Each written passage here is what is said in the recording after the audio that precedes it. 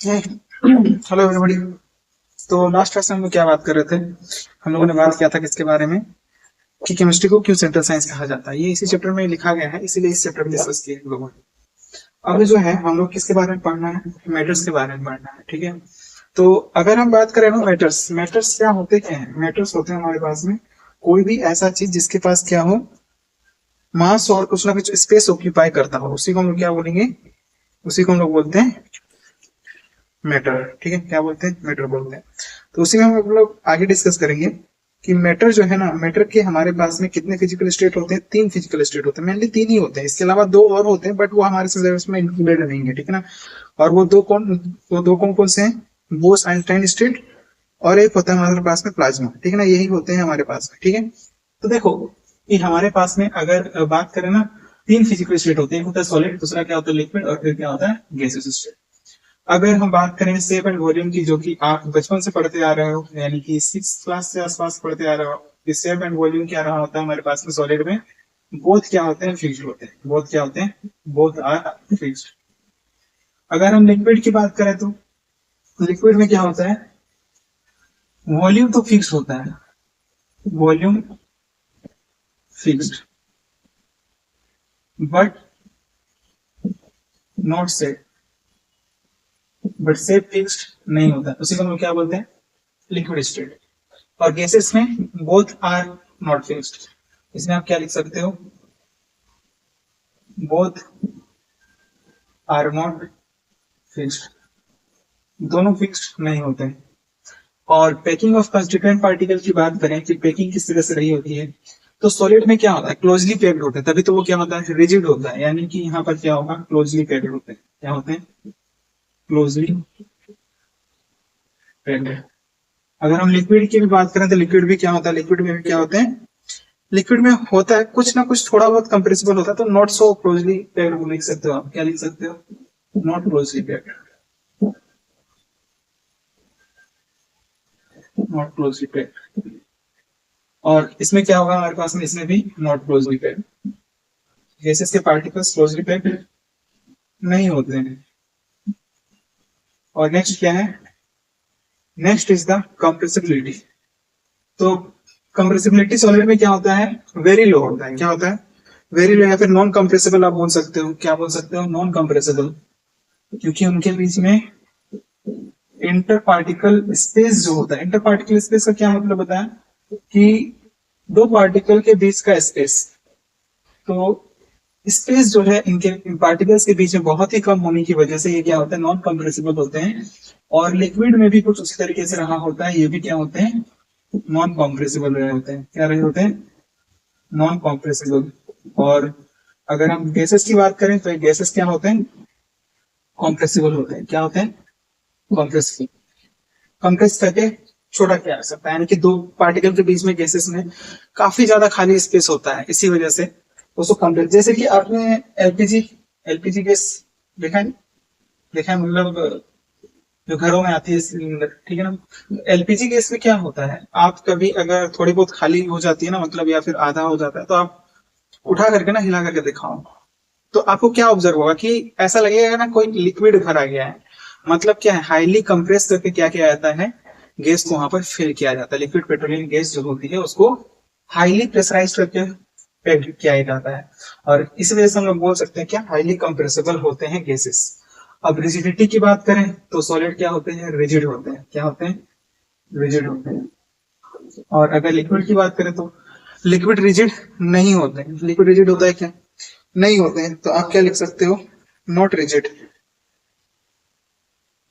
Not rigid. और ये जो हमारे पास में गैसेस हैं, ये भी नॉट रिजिड होंगे। These are also not right. अब नेक्स्ट जो है मूवमेंट ऑफ पार्टिकल, तो यहाँ पर सिर्फ और सिर्फ क्या कर सकते हैं? वाइब्रेट कर सकते हैं। Particles only can vibrate in solid state. Particles only can vibrate. सिर्फ और सिर्फ क्या कर सकते हैं? वाइब्रेट कर सकते हैं। मोशन नहीं होता है यहाँ पर, मूवमेंट नहीं हो पाती है। और यहाँ पर क्या लिख सकते हो? Can move. यानी कि इसमें क्योंकि थोड़ी बहुत क्या होती है, खाली स्पेस होती है ना, इस वजह से क्या कर सकते हैं, मूव कर सकते हैं, can move, particles can move. यहाँ पर क्या हो सकता है, पार्टिकल्स कैन मूव। और अगर हम बात करें गैसेस स्टेट में, तो गैसेस स्टेट में तो क्या होता है, काफी ज्यादा होता है, ठीक है ना। यहाँ पर पार्टिकल्स मूव, पार्टिकल्स क्या कर सकते हैं, मूव कर सकते हैं, क्योंकि यहाँ पर खाली स्पेस क्या होता है, काफी ज्यादा होता है। फ्लूइडिटी, फ्लूइडिटी मतलब क्या होता है, टेंडेंसी टू फ्लो। फ्लूइडिटी मतलब क्या होता है, टेंडेंसी टू फ्लो। तो फ्लूइडिटी यहाँ पर पार्टिकल्स के बीच में होगी क्या, नहीं होगी, क्योंकि इनके बीच में खाली स्पेस क्या है, नहीं है। तो आप बोल सकते हो don't have fluidity, don't have fluidity, इनमें फ्लूइडिटी नहीं होता है। इसमें बात करें तो हैव टेंडेंसी टू, मतलब बोल सकते हो क्या, हैव फ्लूइडिटी। लिक्विड जो है, आपने वाटर देखा ना, वाटर क्या कर सकता है, फ्लो कर सकता है। गैसेस में तो डिफ्यूजिबिलिटी क्या होती है, और भी ज्यादा होती है, यानी कि मतलब बोल सकते हैं फ्लो जो है ना, और भी ज्यादा तेजी से कर सकते हैं। तो इनके पास में भी क्या होगा, फ्लूइडिटी होगी, हैव फ्लूइडिटी। और अगर डिफ्यूजन की बात करें ना, तो और एक प्रॉपर्टी को इस तरह, और एक प्रॉपर्टी क्या है हमारे पास में, डिफ्यूजन है। डिफ्यूजन मतलब क्या, वही मतलब मूवमेंट करने की ही बोल सकते हो, एक तरह की टेंडेंसी जो रही होती है। डिफ्यूजन मतलब टूटना बोल सकते हो। तो डिफ्यूजन जो है गैसेस, सॉलिड में क्या होता है, नेग्लिजिबल होता है। नेक्स्ट और एक लिख लो, इतना लिख लो, और उसके बाद और एक बचा हुआ उसको भी हम लोग कवर कर लेते हैं, डिफ्यूजन। तो नेक्स्ट क्या है, डिफ्यूजन। नेक्स्ट किसका, डिफ्यूजन। तो डिफ्यूजन की बात करें तो सॉलिड में क्या होता है, नेग्लिजिबल होता है। यहाँ पर क्या होता है, सॉलिड्स में क्या होते हैं,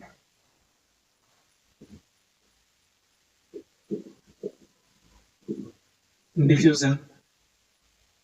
तो सॉलिड में क्या होता है, नेग्लिजिबल, नेग्लिजिबल रहा होता है। जबकि लिक्विड में क्या होगा, लिक्विड में कुछ ना कुछ होगा, होगा बट स्लो होगा, ठीक है ना, क्या होगा, स्लो होगा। लेकिन जो हमारे पास में गैसेस हैं, यहाँ पर क्या होगा, फास्ट होगा, क्या होगा, फास्ट। तो ये थे हमारे पास में तीन स्टेट्स और उनके बीच में डिफरेंसेस, क्या क्या डिफरेंसेस हैं, और फिर तीनों जो स्टेट होते हैं उनमें क्या क्या डिफरेंसेस रहा होता है, ठीक है। तो ये था हमारे पास में तीन फिजिकल स्टेट और इनके डिफरेंसेस। अब हम लोग बात करते हैं और कुछ है हमारे पास में, कि जैसे कि थर्मल एनर्जी हो गया, या फिर थर्मल एनर्जी क्या रहा होता है, थर्मल एनर्जी का ऑर्डर क्या रहा होगा। इसके अलावा हमारे पास में फोर्स ऑफ कंस्टिट्यूएंट पार्टिकल क्या रहा होता है उनके बीच में, किसमें ज्यादा होता है, ठीक है ना। इन सब के बारे में थोड़ा सा डिस्कस कर लेते हैं, और उसके बाद में केमिकल, क्या केमिकली हम लोग मेटल्स को कितने तरीके से डिवाइड कर सकते हैं उसको हम लोग देखेंगे। पहले इतना नोट डाउन कीजिए।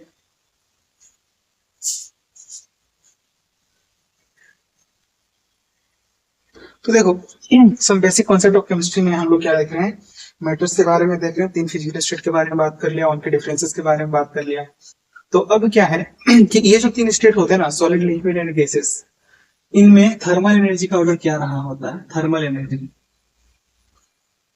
थर्मल एनर्जी का ऑर्डर क्या रहा होगा। तो थर्मल एनर्जी का ऑर्डर यहाँ पर क्या रहा होता है। तो थर्मल एनर्जी, सबसे पहली बात आप ये समझो कि थर्मल एनर्जी क्या होता है, energy due to the movement of particles. Energy जो कि किसकी वजह से होता है, मूवमेंट ऑफ पार्टिकल्स की वजह से होता है मैटर में, उसको हम लोग क्या बोलते हैं, थर्मल एनर्जी। क्या लिखोगे, energy due to the movement of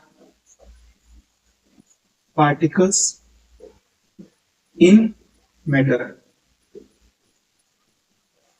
matters में मूवमेंट की वजह से, पार्टिकल्स के मूवमेंट की वजह से जो एनर्जी रही होती है उसी को हम क्या बोलते हैं, थर्मल एनर्जी। थर्मल यानी कि हीट, मतलब एक आप बोल सकते हो काइनेटिक एनर्जी भी बोल सकते हो, मूवमेंट करने की जो एनर्जी होती है। थर्मल एनर्जी को हम लोग बोल सकते हैं काइनेटिक एनर्जी भी बोल सकते हैं, क्या बोल सकते हैं, काइनेटिक एनर्जी। मूवमेंट करने की जो एनर्जी होती है ना, वो सबसे ज्यादा किसमें होगी, अगर हम तीन स्टेट की बात कर लें, सॉलिड है, और फिर क्या है हमारे पास में, लिक्विड है, और फिर क्या है हमारे पास में, गैस। तो सबसे ज्यादा किसमें होगा, गैसेस में होगा, क्योंकि उनके बीच में इंटर पार्टिकल स्पेस जो होता है वो क्या होता है, मैक्सिमम होता है। क्या होता है, इंटर पार्टिकल स्पेस यहाँ पर मैक्सिमम होता है। तो आप नेक्स्ट वाला पॉइंट यही लिख लो नेक्स्ट यानी कि फोर्स ऑफ अट्रैक्शन। नेक्स्ट क्या है हमारे पास में, force of attraction, forces of attraction between constituent particles. Forces of attraction between constituent particles. Constituent particles में फोर्सेस ऑफ अट्रैक्शन कहां पर सबसे ज्यादा, वो सबसे ज्यादा कहां पर रहा होता है, सॉलिड में, क्योंकि वहां पर इंटर पार्टिकल स्पेस क्या होगा, सबसे कम होगा, सॉलिड में सबसे ज्यादा, फिर हमारे पास में लिक्विड में, फिर हमारे पास में कहां पर रहा होता है, गैस में रहा होता है। तो ये हमारे पास में फोर्स ऑफ अट्रैक्शन का ऑर्डर रहा होता है।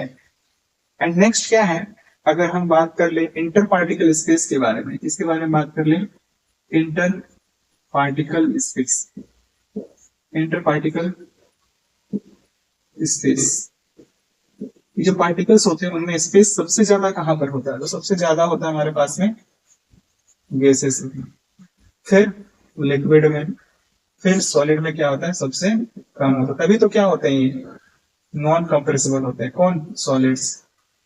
तो ये बात रही होती है। इसके अलावा डेंसिटी की बात कर सकते हैं हम लोग, डेंसिटी सबसे ज्यादा किसमें होती है, डेंसिटी की बात करें तो डेंसिटी होती है सबसे ज्यादा सॉलिड में, फिर लिक्विड में, फिर हमारे पास में गैस रहा होता है। तो ये डेंसिटी का ऑर्डर रहा होता है। तो ये बातें आपको ध्यान में रखनी है। और एक बात कि ये जो तीनों फिजिकल स्टेट है ना, solids are rigid because there, मतलब उनके पीछे फोर्स ऑफ जब हम लोग अप्लाई करते हैं तो वो क्या होता है, रिजिड होता है, मतलब नॉन कंप्रेसिबल होता है ना। तो इसके पीछे का रीजन यही है कि उनके बीच में खाली स्पेस क्या होता है, बहुत ही कम होता है, ठीक है। इसी वजह से ऐसे होते हैं, सिर्फ और सिर्फ इस वजह से क्या कर सकते हैं, वाइब्रेट कर सकते हैं। इंटर पार्टिकल स्पेस बहुत ही कम होने की वजह से सिर्फ और सिर्फ क्या कर सकते हैं, only can vibrate, only can vibrate, सिर्फ और सिर्फ क्या कर सकते हैं, वाइब्रेट कर सकते हैं। तो ये 4 पॉइंट थे। और इसके अलावा आप देखो कि हमारे पास में इसके अलावा दो और स्टेट होते हैं, बोस-आइंस्टाइन स्टेट और प्लाज्मा, बट इनके बारे में नहीं पढ़ना है, ठीक ना। मोर 2 स्टेट्स, और तो वो स्टेट्स कौन कौन से होते हैं हमारे पास में, physical state, plasma and Bose Einstein state.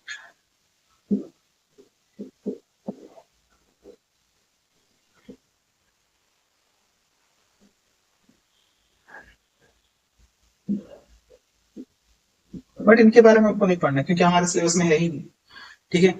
तो अब देखो इसके बाद, अगर हम इसके बाद की बात करें तो इसके बाद क्या रहा होगा, तो देखो ये तीनों जो फिजिकल स्टेट है ना, चाहे हमारे पास में क्या रहा होगा, सॉलिड हो गया, लिक्विड हो गया, गैस हो गया, ये आपस में क्या होते हैं, इंटरकन्वर्टेबल होते हैं। This 3 states of matters are interconvertible by changing the temperature and pressure. This 3 states of matters can be interconvertible, ठीक है। तो नोट करो, उसके बाद आप देखो,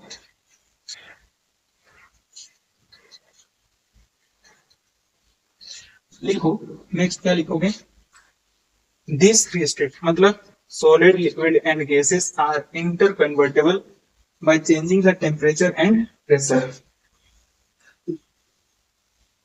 देखो these 3 states, these 3 states of matters are interconvertible by changing the temperature and changing the temperature and pressure, ठीक है। ये 3 जो स्टेट होते हैं, कौन कौन सा हो गया हमारे पास में, सॉलिड, लिक्विड एंड गैस। ये तीनों स्टेट जो हैं आपस में क्या होते हैं, इंटरकन्वर्टेबल होते हैं, solid, liquid and gas. Solid से लिक्विड में जा सकता है जब हम लोग क्या करेंगे, कोई भी सॉलिड स्टेट में टेम्परेचर इंक्रीज किया तो टेम्परेचर इंक्रीज करने पर किसमें चला जाएगा वो, टेम्परेचर इंक्रीज करने पर वो लिक्विड स्टेट में चला जाएगा। फिर लिक्विड में टेम्परेचर अगर इंक्रीज किया जाएगा तो किसमें कन्वर्ट हो जाएगा, गैस में कन्वर्ट हो जाएगा। यानी कि टेम्परेचर बढ़ाते जाएंगे तो इंटर पार्टिकल स्पेस क्या होता जाएगा, टेम्परेचर बढ़ाने पर क्या होगा, इंटर पार्टिकल स्पेस या फिर हो सकता है काइनेटिक एनर्जी जो है वो क्या होता जाएगा, ज्यादा होता जाएगा। ठीक है, यानी कि मूवमेंट करने की टेंडेंसी ज्यादा होती जाएगी। तो मूवमेंट करने की टेंडेंसी ज्यादा होगी तो इंटर पार्टिकल स्पेस क्या होगा, ज्यादा होता जाएगा और इस तरह से गैसेस की तरफ आता जाएगा। ठीक है, और इसके अपोजिट अगर टेम्परेचर यहाँ से इधर जाएंगे डिक्रीज करेंगे तो लिक्विड में चला जाएगा, लिक्विड में टेम्परेचर डिक्रीज किया तो सॉलिड में चला जाएगा। जैसे कि आप एग्जांपल ले लो ना, वाटर वेपर है, वाटर वेपर को अगर कूल किया जाए तो किसमें चले जाएंगे, लिक्विड में यानी कि वाटर में। और फिर उसके बाद वाटर को अगर आप फ्रीजर में डाल दोगे तो फिर क्या हो जाएगा, वो बर्फ में कन्वर्ट हो जाएगा, आइस में कन्वर्ट हो जाएगा। दैट मीन्स क्या कि गैसेस को कूल करने पर वो लिक्विड स्टेट में जाता है, लिक्विड को कूल करने पर फिर सॉलिड स्टेट में जाता है। अगर हम प्रेशर की बात करें तो प्रेशर में क्या होता है, गैसेस में हम क्या करें, प्रेशर इंक्रीज करें, गैसेस में क्या किया हमने, प्रेशर इंक्रीज किया। प्रेशर इंक्रीज करने पर क्या होगा, वो लिक्विड स्टेट में चला जाएगा। फिर लिक्विड में फिर और ज्यादा प्रेशर इंक्रीज करेंगे तो फिर क्या हो जाएगा, वो सॉलिड में चला जाएगा। किसमें चला जाएगा, सॉलिड में चला जाएगा। तो इस तरह से हम लोग क्या कर सकते हैं, by changing the temperature and pressure these three states are interconvertible. ये तीनों स्टेट्स क्या है, आपस में इंटर कन्वर्टेबल हैं। ठीक है, तो ये रहा होता है हमारे पास में। और डायरेक्टली अगर इसमें कन्वर्ट हो जाए हमारे पास में, डायरेक्टली अगर हमारे पास में सॉलिड से गैसेस में जाता है तो उसको हम लोग क्या बोलते हैं, सब्लिमेशन। आप लिख लो इस चीज को नोट में, नोट में क्या लिख लोगे, आपने 9th क्लास में ही पढ़ा होगा, ठीक ना, कि सॉलिड स्टेट से डायरेक्टली किसमें चला जाए, सॉलिड स्टेट से डायरेक्टली गैसेस स्टेट में चला जाए तो उसको हम लोग क्या बोलते हैं, सब्लिमेशन। इस प्रोसेस को हम लोग क्या बोलते हैं, सब्लिमेशन। और इसके ऑपोजिट भी हो सकता है। ऑपोजिट क्या, अगर गैसेस में क्या किया जाए ना, गैसेस से डायरेक्ट सॉलिड में कन्वर्ट हो जाए तो उसको हम लोग क्या बोलते हैं, डिपोजिशन। क्या बोलते हैं, डिपोजिशन या फिर एब्लिमेशन। ठीक ना, जब कोई भी सब्सटेंस या फिर कोई भी मैटर जो है गैसेस से डायरेक्टली किसमें जाता है, सॉलिड में जाता है, तो उसको हम लोग क्या बोलते हैं, एब्लिमेशन। क्या, एब्लिमेशन, या फिर इसी को क्या कहा जाता है, डिपोजिशन। क्या कहा जाता है, डिपोजिशन कहा जाता है। That's it.